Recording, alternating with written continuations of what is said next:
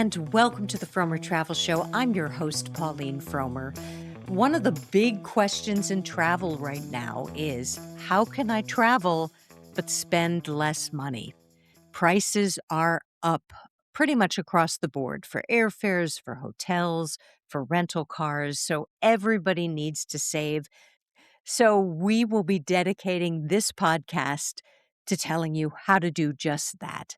To help me, my partner in crime, the brilliant Jason Cochran, who is editor in chief of Fromers.com.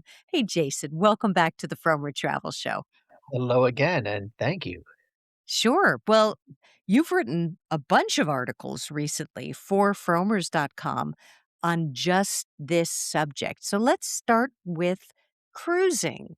You kind of went with something that I think will elicit, I don't know, anger among cruisers, but I it's strong feelings among some cruisers. Right? You are telling people to heck with the brand new, plush, really exciting new boats, go on the old tubs. The old tubs. Look, I think everybody listening knows if they've ever taken a cruise before, knows what kind of cruiser they are. Are they in it for all the bells and whistles and new restaurants and, the crazy roller coasters they're putting on deck, or are they in it to see destinations, to chill out by the pool? And so for those people, I say if you want to save money, you can't go to the brand new, latest, greatest, marketing drenched, hyped up ship. You've got to go to the older ones. The older ones are where the bargains are.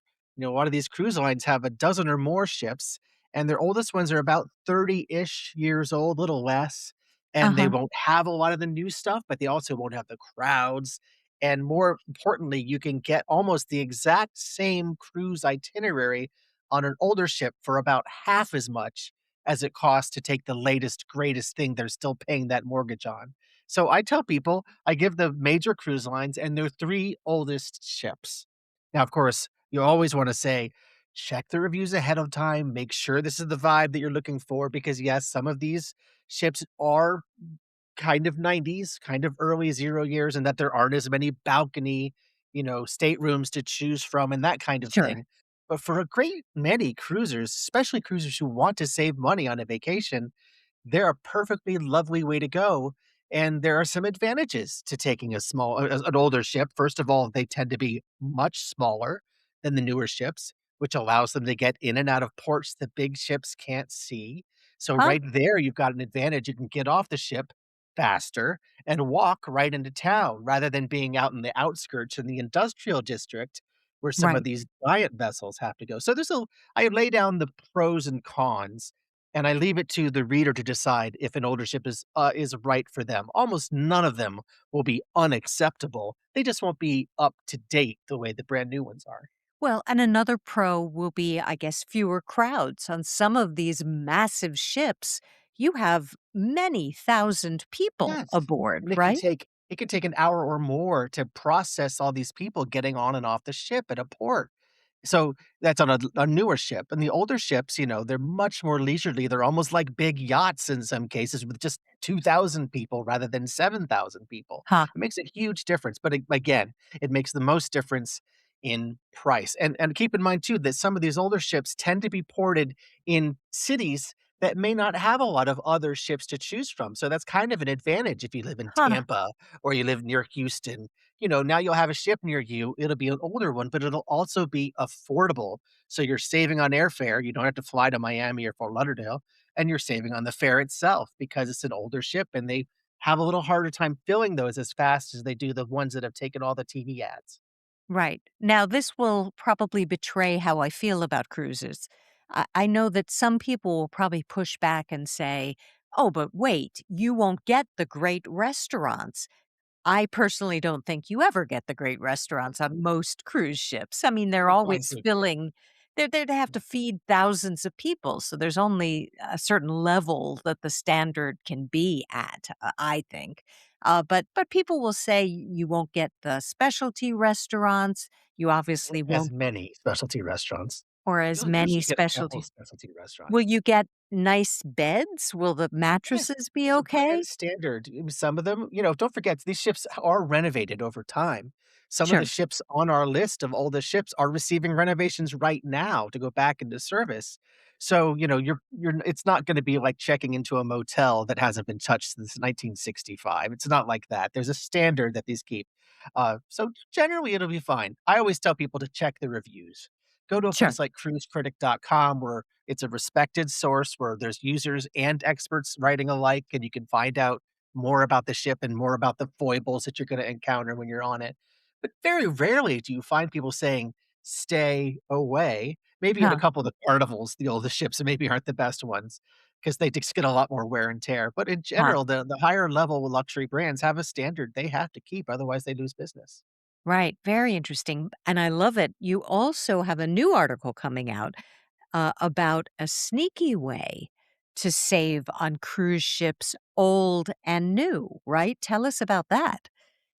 There is now a second major cruise line that is willing to sell you a cruise vacation for $79 a day, which sounds great. The trick is they're filling unsold cabins at the last minute. And here's how it works. This is Princess Cruises doing what Holland America Cruises has already been doing for about 2 years.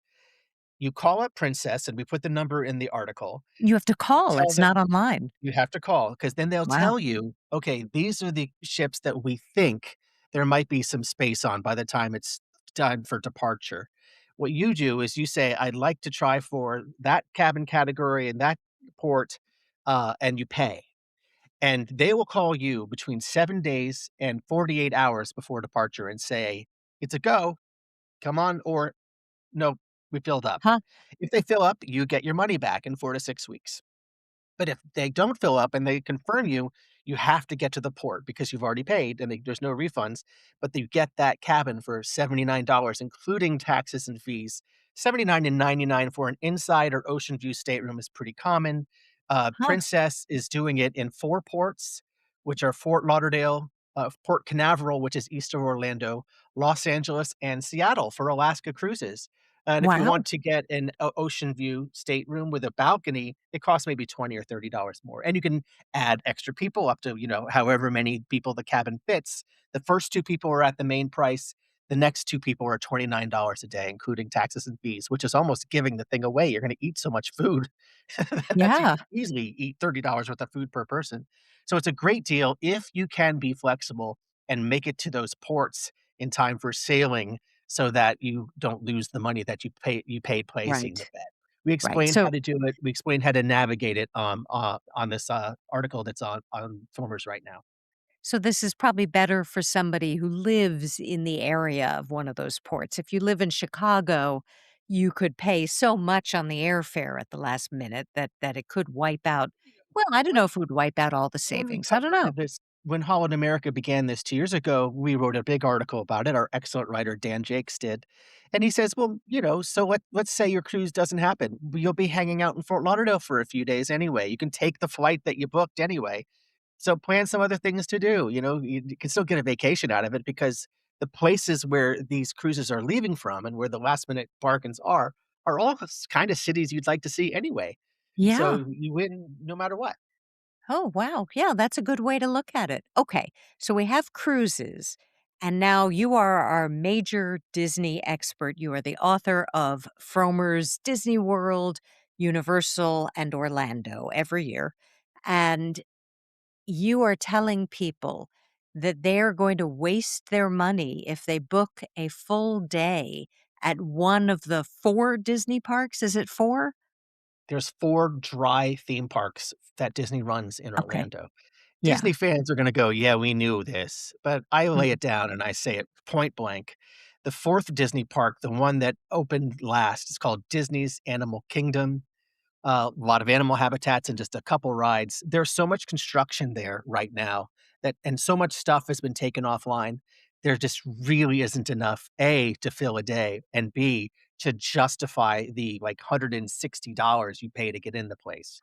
I'm telling people, $160. don't devote 1 day per park right now as long as Animal Kingdom is under renovation. We have made this warning before when Hollywood Studios, another Disney park, was under a lot of construction to build the Star Wars area.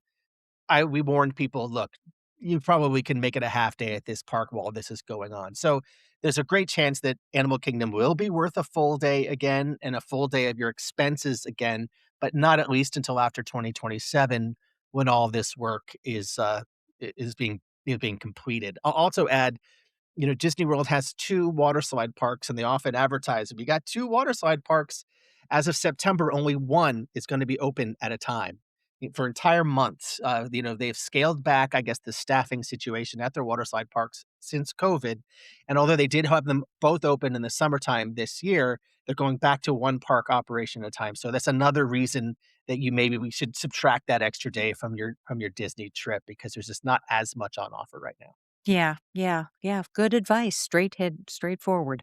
Um, I recently wrote a piece about the fact that a lot of people are using points and miles.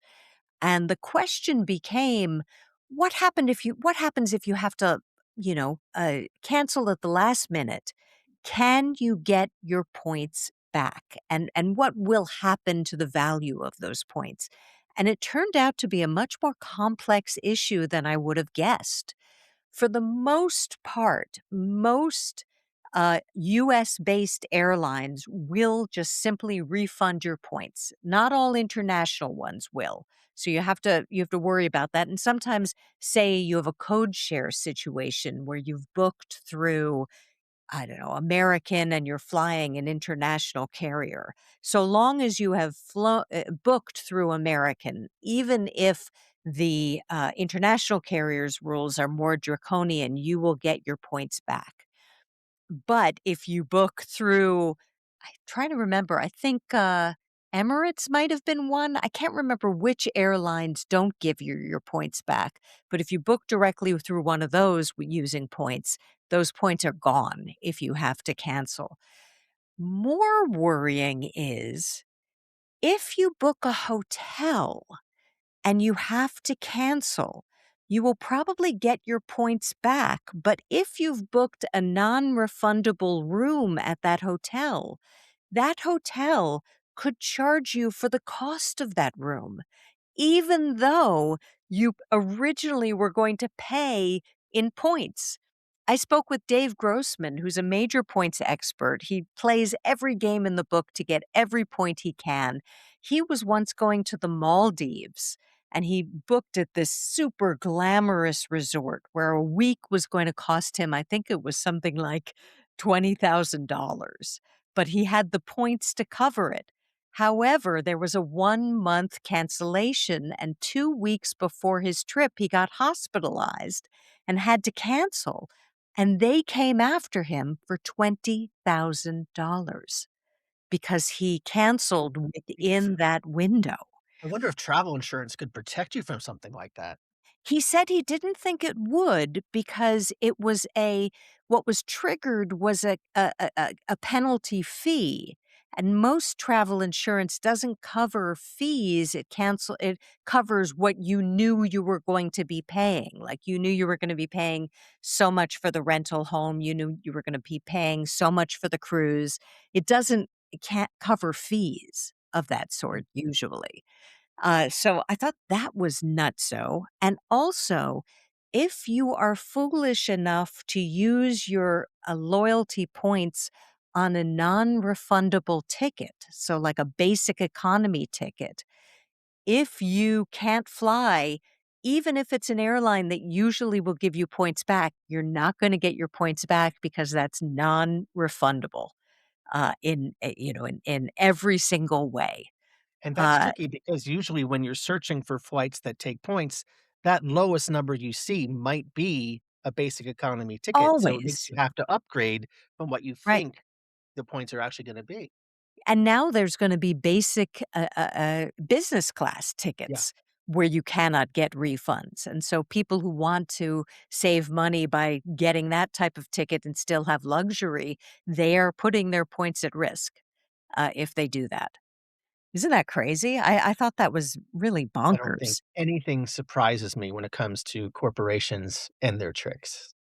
Well, speaking of corporations and their tricks, I was listening to the Daily Show podcast the other day, and they had a author on who wrote a book called, I think it was called The Reverse Centaur. A centaur is a beast that has a man for a head and then a horse's body, because the man is the intelligence and then the horse is the speed and the strength and the agility. It's called the reverse centaur because it's all about how today's technology may be the brains and we are kind of giving the strength or the body to this. And he was talking about surveillance pricing. I had no idea.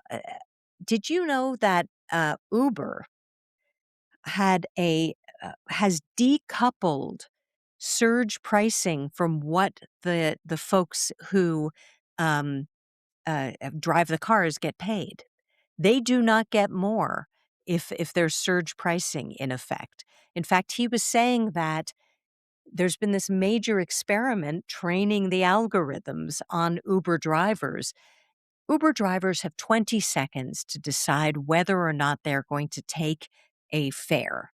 And they have to look at the mileage, they have to look at, what the traffic is like, and they're going to have to figure out, is it worth my while to take this fare? If they take a low offer, the next offer will be lower from Uber Mm. because they're trying to get the drivers to work for as little as possible.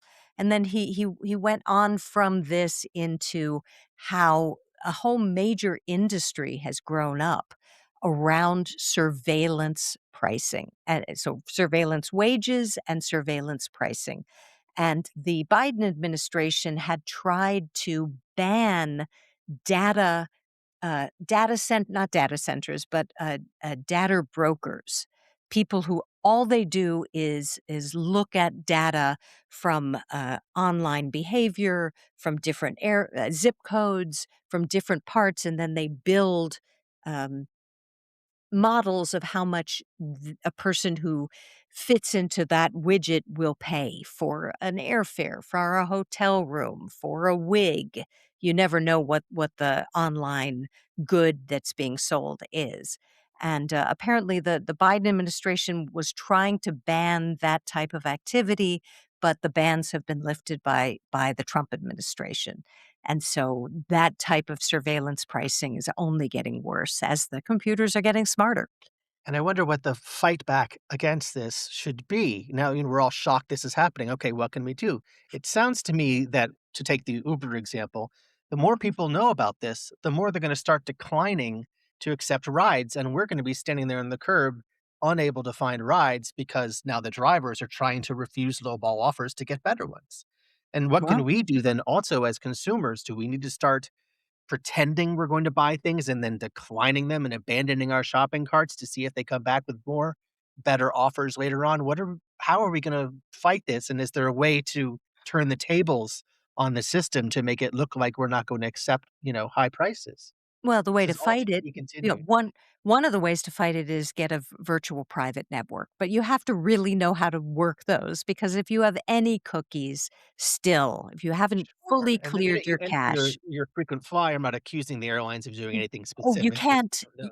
But if you you enter your can't. own thing, then they know who you are and they link you up to your Right. price. Your So you Yeah, cannot use a VPN if you're gonna try and use points and miles. That's yeah. the sad part of it. But, sometimes by using a VPN and booking, say you're going New York to Paris, by booking from as if you were in France, often that will be a lower price because they know that more Americans are trying to get to Paris than Parisians are trying to get to the US. And so they're offering them lower prices than us. That often happens. So yeah, it's a brave new world. All right, before I let you go, rental cars. You wrote a really wonderful article on how to save on rental cars. There were about 10 different ways. One of them was, I think, obvious, but maybe not obvious to everyone. If you're flying into a place, where do you get the rental car? Oh, yeah. I mean, I'm sure our listeners can repeat it, with us. Rent it off airport for the cheapest Yes. price. Now, it takes more, finagling, you have to get on a shuttle or whatever, but almost every major airport will charge the rental car agencies more. There's some sort of fee that's added on that goes to the airport. So if you just drive off the campus to find a rental car, you're much more likely to find a deal if you have the time and if you're okay with that slight inconvenience.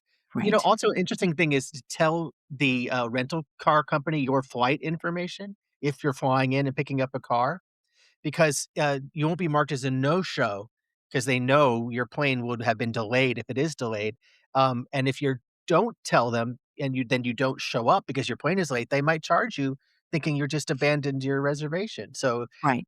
people who are like, "Oh, you don't need my information, that's none of your business." There is potentially, something that will save you a penalty fee if you're late, if you do that. Right. Another one that I thought was a little obvious, and then we'll get to the really sneaky ones.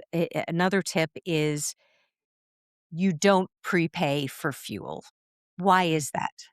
There's a lot of reasons, but mostly 'cause the rental car companies' fuel prices, even what they tell you it sounds good, it's not always the best deal. You'll be much better off doing it on your own.